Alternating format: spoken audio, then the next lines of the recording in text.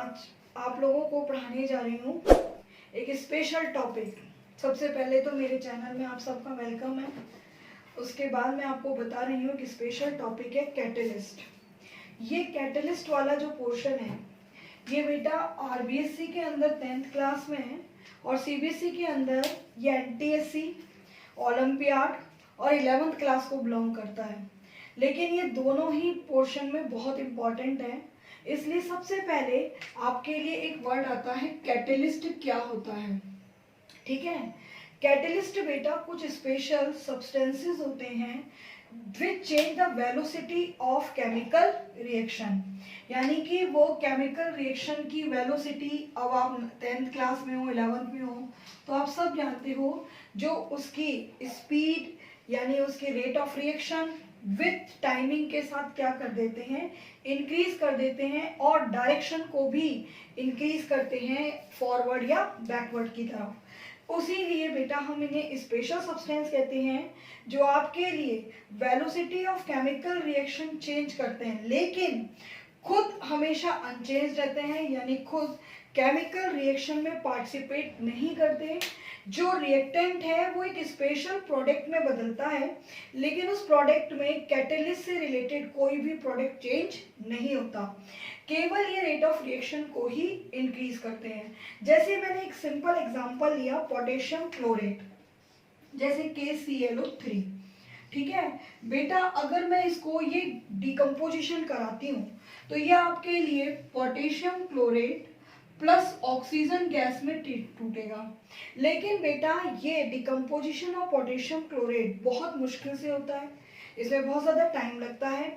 इसलिए हम इसके अंदर क्या करते हैं, मैग्नीज डाइऑक्साइड डाल देते हैं MnO2, और जैसे ही MnO2 डलता है और इसको हीट करते हैं तो ये जो MnO2 होता है यानी मैग्नीज डाइऑक्साइड, ये कैटलिस्ट का काम करता है और rate of decomposition of potassium chlorate को क्या कर देगा, इंक्रीज कर देगा। और इस तरीके से ये आपके लिए क्या होगी, बहुत जल्दी ब्रेक हो जाएगा। इसी तरीके से बेटा हम लोगों के लिए कुछ स्पेशल कंपनियां होती हैं जो हमेशा जो लिक्विड फैट होता है उस लिक्विड फैट को हम आपके लिए स्पेशल कैटलिस्ट की प्रेजेंट में सॉलिड फैट के अंदर कन्वर्ट करती हैं।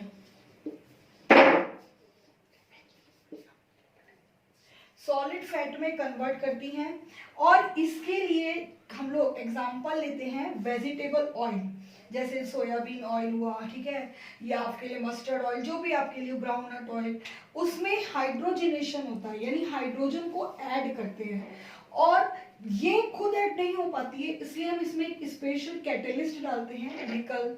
अगर आपको स्पीड और तेज करनी है तो प्लेटिनियम, पैलेडियम कुछ भी डाल दो।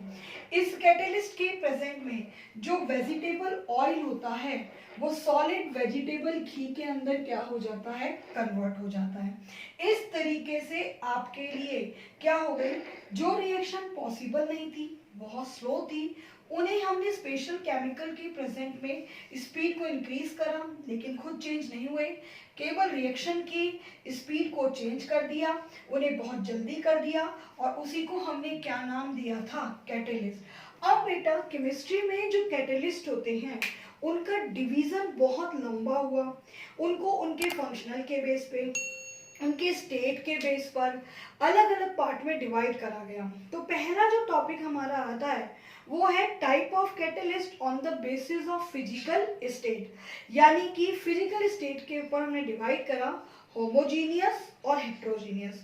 होमोजीनियस के मतलब क्या होता है, when the catalyst reactant and product are same state, यानी अगर आप सॉलिड ले रहे हो तो कैटलिस्ट भी सॉलिड फॉर्म में आएगा, रिएक्टेंट भी सॉलिड फॉर्म में आएगा और प्रोडक्ट भी सॉलिड फॉर्म में आएगा।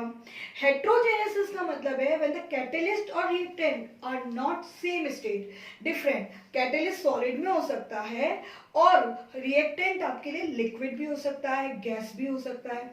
इस तरीके से हम कैटलिस्ट को दो पार्ट में डिवाइड करते हैं। अब मैं आपको इनको एग्जाम्पल से समझाती हूँ, देखो ना।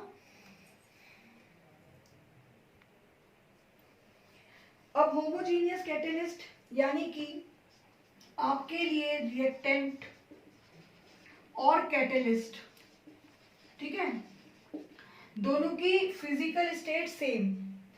अगर आपके लिए रिएक्टेंट लिक्विड है तो कैटेलिस्ट भी लिक्विड, अगर रिएक्टेंट सॉलिड है तो कैटेलिस्ट भी सॉलिड। अब उसका एग्जांपल देखिए, ये स्पेसिफिक कैटेलिस्ट स्पेसिफिक रिएक्शन में ही आते हैं, इसलिए ये ज्यादा याद करने के होते हैं 11th क्लास से। आपके लिए आता है सल्फर डाइऑक्साइड SO2। अब आपको सल्फर डाइऑक्साइड को सल्फर ट्राइऑक्साइड में कन्वर्ट करना है। अब इसके लिए ऑक्सीजन के मॉलिक्यूल को जुड़ना होगा। ऑक्सीजन का मॉलिक्यूल सल्फर डाइऑक्साइड में इजीली गोइंग आपके लिए रिएक्शन नहीं कर पाता है।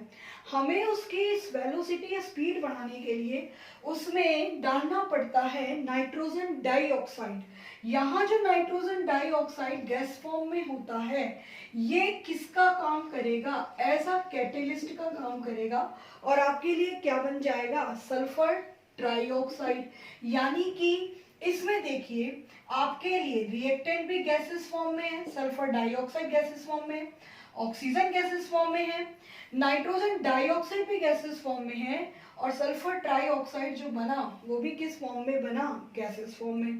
चलिए अब आपको नेक्स्ट एग्जांपल देते हैं, मिथाइल एथेनोइट CH3COCH3। इसको कुछ बुक्स में बेटा आपके लिए इसका एशियन नेम मिथाइल एसीटेट भी हो सकता है, लेकिन IUPAC ने उसका नाम मिथाइल एथेनोइट दिया है। अब आपके लिए मिथाइल एथेनोइट के अंदर हम लोग एक स्पेशल रिएक्शन करते हैं, ये एस्टर ग्रुप होता है।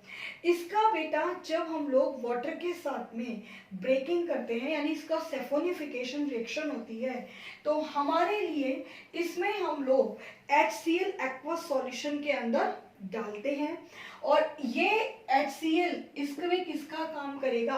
कैटेलिस्ट का काम करेगा, जो मिथाइल एथेनोइट को आपके लिए एथेनोइक एसिड और मेथेनॉल के अंदर ब्रेक कर देता है।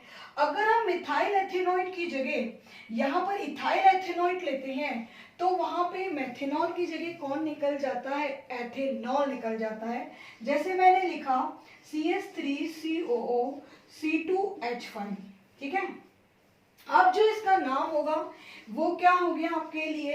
इथाइल एथेनोइट, ठीक है। अब इसमें भी मैंने आपके लिए क्या करा? वाटर डाला, ये भी लिक्विड स्टेट में था। मैंने इसमें भी सेम क्या करा? आपके लिए HCl डाला। Ethanoic acid as it is बनेगा, लेकिन अब आपके लिए मेथेनॉल नहीं निकलेगा। अब आपके लिए कौन सी चीज बाहर आएगी?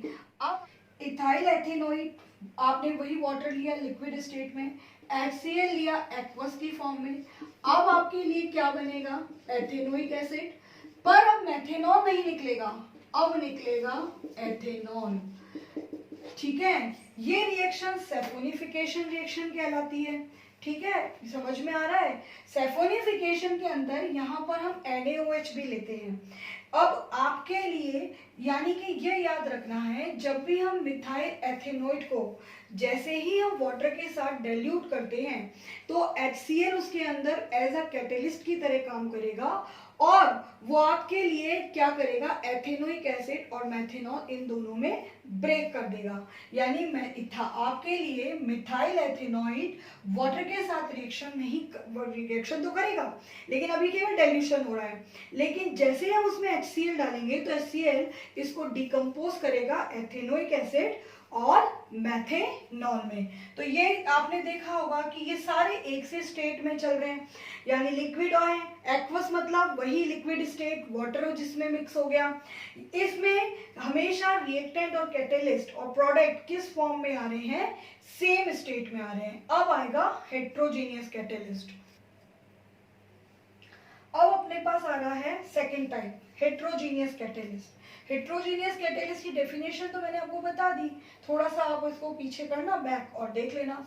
हेट्रोजीनियस कैटेलिस्ट में रिएक्टेंट और कैटेलिस्ट दोनों की स्टेट अलग अलग होती है। अगर हो सकता है ये गैस है तो ये लिक्विड हो सकता है, अगर ये सॉलिड है तो ये गैस हो सकता है, अलग अलग फॉर्म आती है, ठीक है ना। जैसे सबसे इंपॉर्टेंट बता रही हूँ, ये आपको 11th में बहुत आएगा, आपके लिए आता है फॉर्मेशन ऑफ अमोनिया गैस। ये बहुत ज्यादा आता है क्वेश्चन, ठीक है। Formation of ammonia, not ammonium. Formation of ammonia के अंदर हम क्या करते हैं, नाइट्रोजन गैस और हाइड्रोजन, इन दोनों को आप रिएक्ट कराते हैं और अमोनिया बनता है। लेकिन इसकी स्पीड बढ़ाने के लिए हम इसमें जिस कैटेलिस्ट को काम में लेते हैं वो होता है आपके लिए आयरन। इस तरीके से देखो, नाइट्रोजन गैस फॉर्म में है, हाइड्रोजन गैस फॉर्म में है, अमोनिया भी आपको किस फॉर्म के अंदर मिली, गैस फॉर्म में मिली। लेकिन जो आपके लिए Fe है वो किस फॉर्म में है, सॉलिड फॉर्म में है। तो आपके लिए स्टेट चेंज हो गई ना कैटेलिस्ट की और रिएक्टेंट की। नेक्स्ट देखो, इसको हम हाइड्रोजनेशन ऑफ वेजिटेबल ऑयल भी कहते हैं, या इसका आपको बड़ी क्लासों में मिलेगा, हो सकता है एनसीईआरटी के अंदर अपन ने पढ़ा भी है 10th के अंदर, अनसैचुरेटेड हाइड्रोकार्बन्स को सैचुरेटेड हाइड्रोकार्बन्स में कन्वर्ट करना। ठीक है, उसके लिए हम जिस कैटेलिस्ट को काम में लेते हैं वो आपके लिए कौन सा होता है, वो होता है निकल। ठीक है, निकल किस फॉर्म में है, सॉलिड फॉर्म में, ये ट्रांजिशन एलिमेंट होता है। इसमें हम लोग वेजिटेबल ऑयल लेते हैं, और वेजिटेबल ऑयल आपके लिए किस फॉर्म में होता है, लिक्विड फॉर्म में। हाइड्रोजन गैस फॉर्म में होता है, पर कैटेलिस्ट कैसी फॉर्म में है, आपके लिए कैटेलिस्ट है सॉलिड फॉर्म में, और वेजिटेबल घी बन गया। इसी रिएक्शन को कई बार आपके लिए वो ऐसे भी बोल सकता है, हाइड्रोजनेशन ऑफ वेजिटेबल ऑयल, या इसका एक और नाम होता है आपके लिए conversion of unsaturated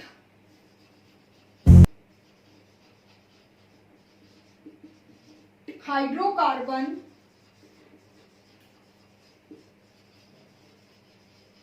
into saturated hydrocarbon.